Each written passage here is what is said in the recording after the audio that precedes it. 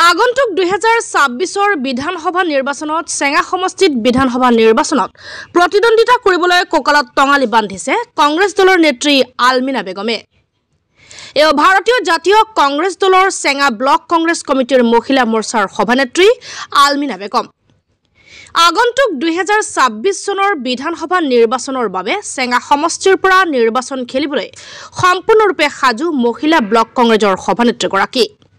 সেইবাবে ইতিমধ্যে কংগ্ৰেছ নেত্ৰীগৰাকীয়ে সমষ্টিখনৰ বিভিন্ন ঠাইত গৈ বিভিন্ন ৰাইজৰ লগত মত বিনিময় কৰা দেখা গৈছে।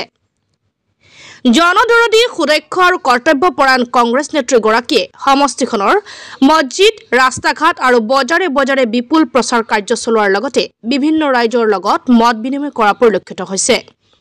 কংগ্ৰেছ নেত্ৰীগৰাকীৰ আগমনে চেঙা সমষ্টিৰ ৰাজনৈতিক ক্ষেত্ৰখনত এক নতুন দিগন্তৰ সূচনা হ'ব বুলি বৈদিক মহলত খৰব চৰ্চা হোৱা পৰিলক্ষিত হৈছে। কংগ্ৰেছ সভানেত্ৰীগৰাকীয়ে সংবাদ মাধ্যমৰ আগত কিছু মনৰ কথা ব্যক্ত কৰে। সৎ নিষ্ঠা আৰু কৰ্তব্যপৰায়ণ কংগ্ৰেছ নেত্ৰীগৰাকীৰ আগমনে চেঙাৰ ভোটাৰৰ মন আকৃষ্ট হৈ পৰিছে। বিশেষকৈ সমষ্টিখনৰ মহিলা সমাজে উৎফুল্লিত হৈ পৰাটো ইতিমধ্যে বহুতৰে দৃষ্টিগোচৰ হৈছে। ধন্যবাদ কাৰণ ইমান দূৰৰ পৰা আমাৰ এই সুগম এলেকালৈ আহিছে, তাৰ কাৰণে মই গুজৰাটৰ ৰাইজৰ হৈ ধন্যবাদ জ্ঞাপন কৰিছোঁ। আৰু আমাৰ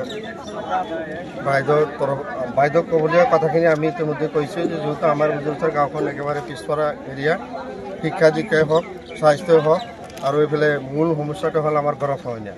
এই গৰাখহনীয়াৰ ক্ষেত্ৰত যাতে যদি বাইদেৱে আমাৰ প্ৰতিনিধি হিচাপে নিৰ্বাচিত হয়, যাতে গৰাখহনীয়াটো আমাৰ স্থায়ী সমাধান কৰাৰ চেষ্টা কৰে, এইখিনি আমাৰ মূল। মানে আমি আচলতে সৰুৰে পৰা ৰাজনীতিৰ লগত জড়িত। এতিয়া দল কংগ্ৰেছ দলে কৰোঁ। 2011 চনতো মই দলীয় কংগ্ৰেছ দলৰ টিকেট প্ৰত্যাশী আছিলোঁ। তেতিয়া চকুৰ আলী আহমেদ প্ৰবল কংগ্ৰেছৰ নেতা আছিল। এতিয়া তাৰ লগত প্ৰতিযোগিতাত মই টিকেট পোৱা নাই। এইবাৰ আৰু আমি কংগ্ৰেছ দলৰ টিকেটৰ প্ৰত্যাশী, আৰু মই দলীয়ভাৱে কংগ্ৰেছ দলৰ গুৱাহাটী ব্লকৰ মহিলা ব্লক প্ৰেছিডেণ্ট। মই ভাবিছোঁ যে চিনিয়ৰ বেচিছত হওক আৰু লেডিজ অৰ্গেনাইজাৰ ভাল দলীয় কৰ্মী হিচাপে মোক দলে টিকেট দিব বুলি আশা কৰিছোঁ। এতিয়া ধৰকচোন মোৰ লগত কেণ্ডিডেট বহুত আছে, কিন্তু লেডিজৰ ফালৰ পৰা মই আলমিনা বেগম অকলে বুলি মই গম পাওঁ, এনে মই শুনা পোৱা নাই।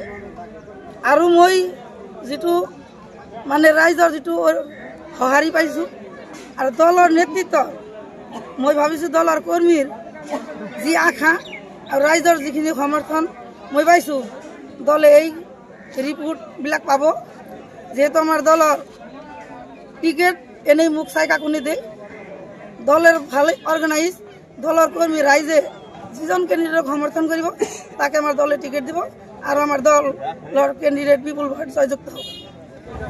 ৰাইজৰ সঁহাৰি পাই মোৰ ইমান ভাল লাগিছে যে 2026ত যিটো আমাৰ বিধানসভা নিৰ্বাচন হ'ব, তাতে আমাৰ কংগ্ৰেছ দলৰ লগত এনেকুৱা প্ৰতিদ্বন্দ্বী নাথাকিব বুলি মই ভাবোঁ। এতিয়া ধৰকচোন বানপানীৰ সমস্যাই হওক, গৰাখহনীয়াৰ সমস্যা হওক, এজন MLA বা এজন MPৰ দ্বাৰাই বস্তুখিনি কৰাটো সম্ভৱ নহয়।